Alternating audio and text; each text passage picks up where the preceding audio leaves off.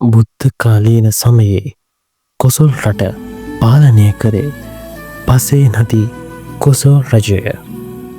මෙහෙම පාලනය ගෙන යන අතරතුර පසේ නදී කොසොල් රජට දිනක් අමුතු සිහින දාසයක් තුටුවාය. එම සිහිනවල අර්ථය විමසා බැලීමට රජතුමාට අවශ්‍ය විය. එහිදී රජවාසලේ සිටිට සිහින පලාපල බමුණන් කැඳවල් නදී.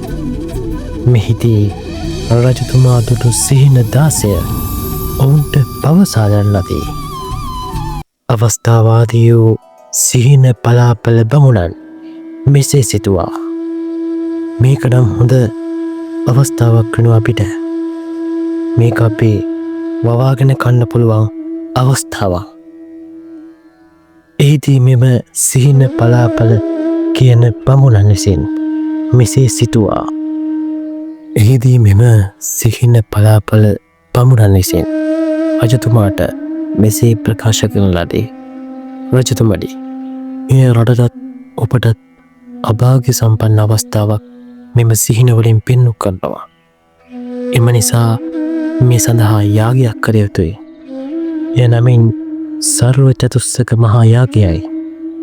මෙම යාගය සම්පූර්ණ කිරීම සඳහා අවශ්‍ය සතුන්ද එවගේම සියලු දේද සූදානම් කරමින් සර්ව චතුස්තක මහා යාගය අරමන්නට පටන් ගත්තා.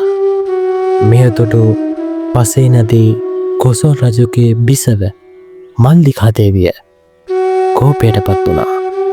මෙම අනීච ක්‍රියාව දුටු මල්ලිකා බිසව මෙසේ ප්‍රකාශ කරන ලදී. රජතුමනි, කුමක්ද මේ කරන අනීච ක්‍රියාව? පාපතර ක්‍රියාව. රජතුමනි, ඇයි ඔබතුමන් ඉර පායලා තියෙනකොට කලා මෙදිරේරියෙන් පාර සොයන්නේ? තුන් ලෝකයටම තිලෝගුරු අප මහා බුදුරජාණන් වහන්සේ ජේතවනාරාමේ වැඩ සිටිනවා. ගොසින් උන්වහන්සේගෙන් මේ පැනයට පිළිතුලක් ලබාගනු සේක්වා. මල්ලිකා දේවිය පැවසූ පරිදි බුදුරජාණන් වහන්සේගෙන් මෙම සිහිනයන්නේ අර්ථය විමසා බැලීමට රජතුමා පිටත්ව ගියා. බුදුරජාණන් හමුවට ගිය පසේ නදී කොසොල් රජතුමා මෙම සිහිනයන්හි අර්ථය එකින් එක විමසා බලන ලදී. බුදුරජාණන් වහන්සේ, මාගේ පළමු සිහිනය නම් කුළුහරක් සටනට සතර දිශාවෙන් ඇවිත් නැවත ආපසු හැරී දිවයයි. මෙම සිහිනෙන් කුමක්ද කියවෙන්නේ? අධර්මිෂ්ඨ පාලකයන් රට පාලනය කරයි. කුසල් පක්ෂය යට යනු ඇත. බොරුව, වංචාව, කපටිකම, අධාර්මික පාලනයන් ඉහළ යනු ඇත. රජතුමන් අධාර්මික වීමත් සමග රාජ්‍ය අධාර්මික වේ. එහිදී රාජ්‍යයේ රටවැසියාද අධාර්මික වනු ඇත. එම කාලයේදී අහස පවා එම මනුෂ්‍යව රවටනවා. වර්ෂාව පැමිණෙන් ඇවිත් ආයෙත් වැහිවලාකුළු නොමැතිවේ. මෙලෙස වේලෙන්න දාපු රෙදි නැවතකනී. ගොවිතැන් කරන්න පුළුවන් වීවි කියා ගොවියන්ට සිතේ. ඒත් එය සිදු නොවේ. හරියට කුන් පොරයට ආව ගවයන් වගේ දැන් පොරවදී කියා සිතේ. නමුත් එය සිදු නොවේ. රජතුමනි, මෙය ඔබට සිහිනයකි. නමුත් අනාගතයේ මෙය සැබෑවකි. බුදුරජුනි, මාගේ දෙවන සිහිනය නම් කුඩා ගස්වල පලදරලා. එයින් කිමෙත්තු කියවෙන්නේ බුදුරජුනි? රජතුමනි, මේ සිහිනය ඔබට අදාළ නැත. අනාගතයේ මිනිසුන් සාරධර්මයන්ගෙන් පිරිහේ. එමෙන්ම ගුණධර්මවලින් ඈත්වේ. රාගාධික මිනිසුන් ඉහළයයි. කලවයස පැමිණීමට පෙර නුරාසිත් තුළ පැටලී. එමෙන් කුඩා වයසේ දැරියන් පවා කෙප්කනි. පැල කුඩා නමුත් අලහටගෙනය. මෙයද අනාගතයේ සිදුවන්නකි. ඔබතුමාට කිසිදු දෝෂයක් නොවනු ඇත. මෙයද අනාගතයේ සැබෑවන්නකි. බුදුරජාණන් වහන්සේ මාගේ තෙවන සිහිනය නම් අලුත උපන් ඉරි එළදන් පැටවුන්ගෙන් මහගවයන් ඉරි උරා පොළොවා. මෙයින් කිමෙක්ද අදහස් කරන්නේ. මෙයත් අනාගතයේ සිදුවන්නකි.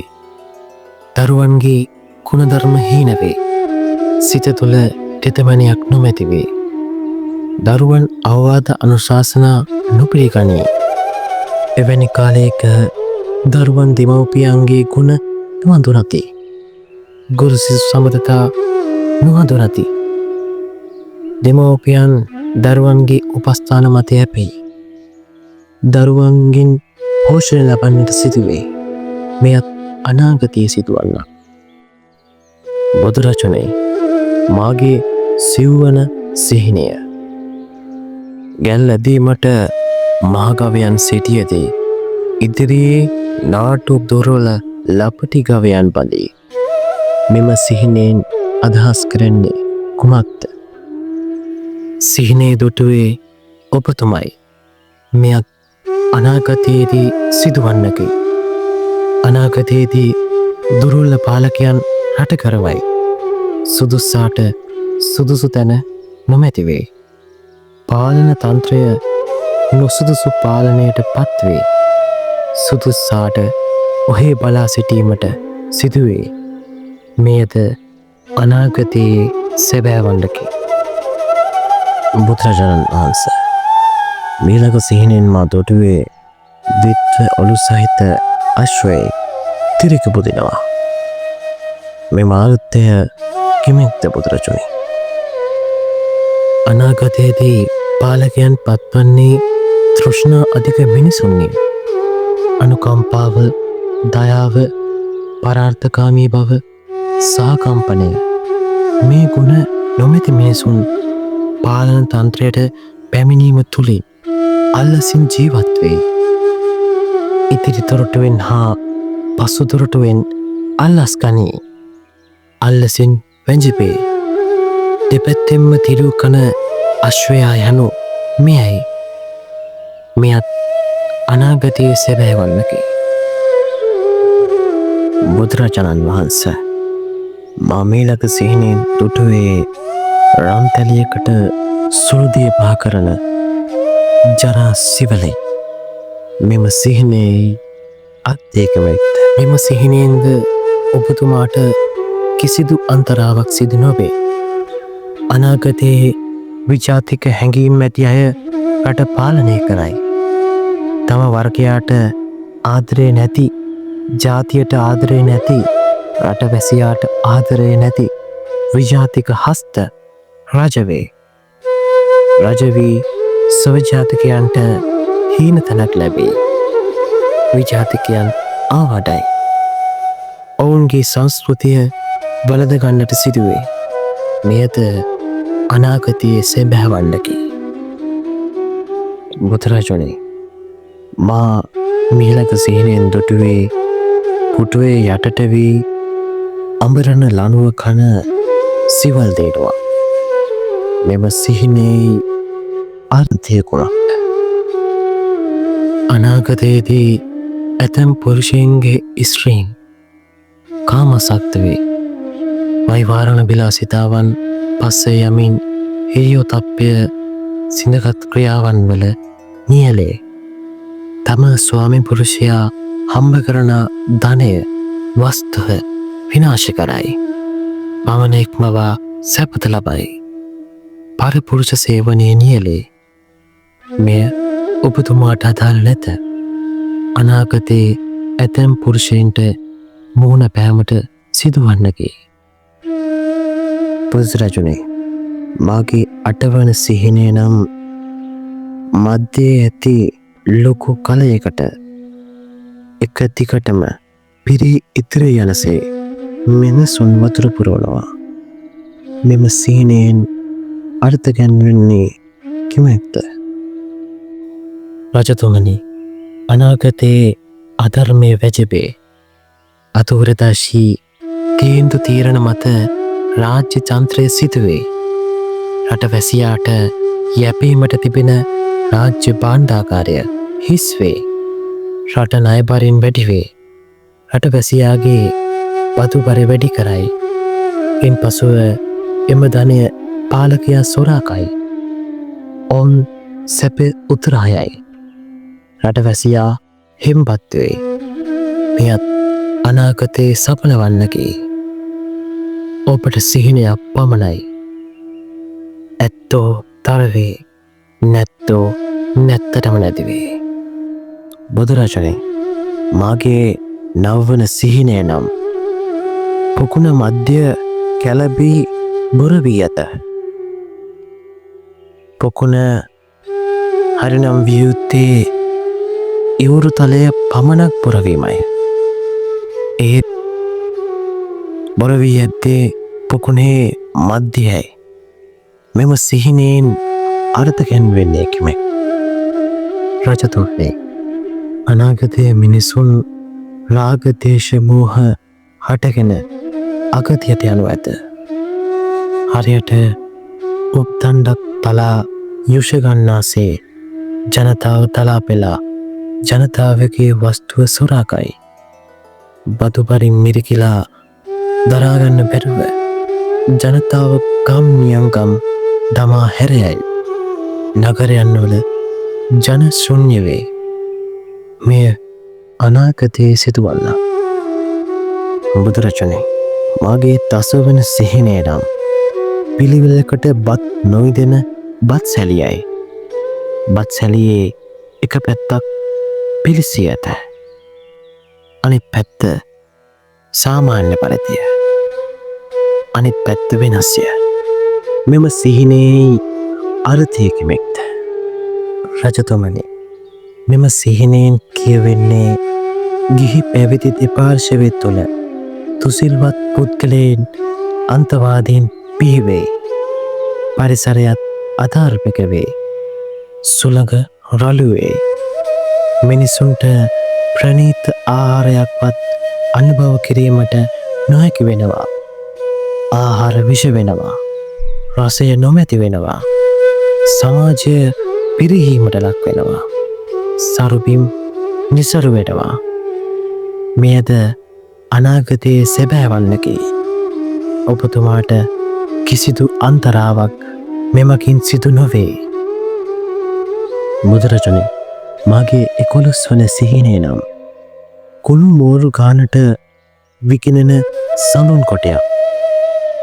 මෙම සිහිනයේ කියවෙන්නේ කුමක්ද? රජතුමනි, අනාගතයේ අලජ්‍ය මිනිසුන් බිහි වෙනවා.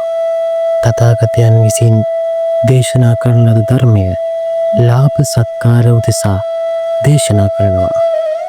අලජ්‍යයන් විසින් අධර්මය පතුරවනවා. අමිලෝ ලෝතුරු බුද්ධ වචනය මුදුලට වෙන්දේසි වෙනවා.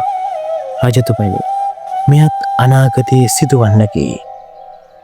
බුදුරජාණන්, මම ඊළඟ සිහිනෙන් දුටුවේ ලබු කලයක් තියට ගිලී පවතින බව. මෙම සිහිනෙන් අර්ථය කුමක්ද? රජතුමනි, අනාගතයේ නොස්තුස්සන් බලයට පැමිණේ. හිස් පාවෙන් යුතු මිනිසුන් බලයේ වැජබෙනු ඇත.